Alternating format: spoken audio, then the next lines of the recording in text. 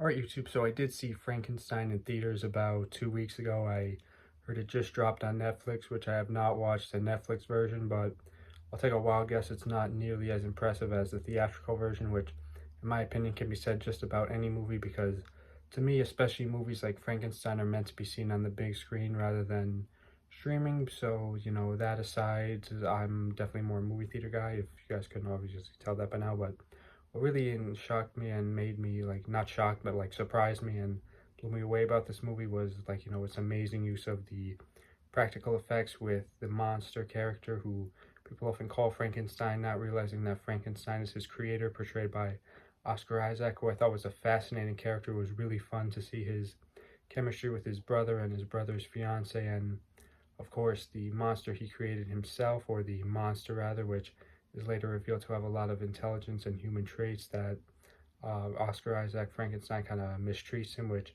probably obvious, but everything seeing in this movie unfold was just really cool. I hadn't read the Frankenstein books in a long time, not since like grade school, but nonetheless I do recognize a lot of what the director was doing with this movie, which sort of reminded me of what he did with The Shape of Water, which I did see back in 2018, January 2018, when I was still in high school. So that was definitely a fun movie to see then. I haven't seen it since, but I'm hoping they'll re-release his movies to the theaters because I know he's a really cool director and he's very anti-AI and I think even CGI. Well, maybe not anti-CGI, but point is he definitely has a great vision with practical effects, which Jacob's character as the monster was super cool because he was almost unrecognizable. Like, I haven't seen him in pretty much any media. Like, I'm familiar with the actor, but it was incredible to see him transform, and I really found it really cool, and I really love the design of the creature because he doesn't look like the typical Frankenstein, like a green monster with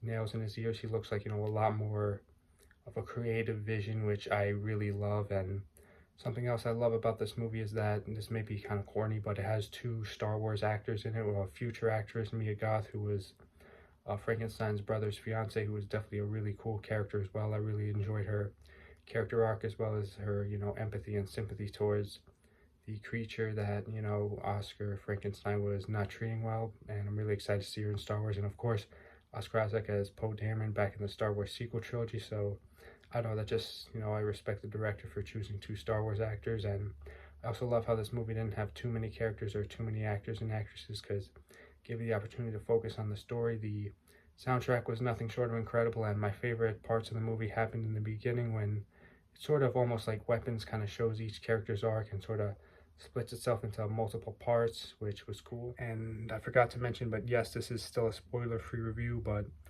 I will say that, a slight gripe towards, not gripe, but thing towards the end is actually not gripe at all, actually minor spoiler, that we do see some of the creature's perspective, which was absolutely fascinating. And, I could figure that his perspective was definitely different from his creators, which goes without saying. So overall, although this movie was designed for theaters, I'm sure the Netflix version is just as fun and just as cool and the same movie, but experiencing it on the big screen is just a next level thing, which is what I'm going to be doing for Knives Out Dead Man Tale 2. So until then, thank you guys so much for watching. Stay tuned for more soon. I love practical effects in Star Wars and Frankenstein. Goodbye.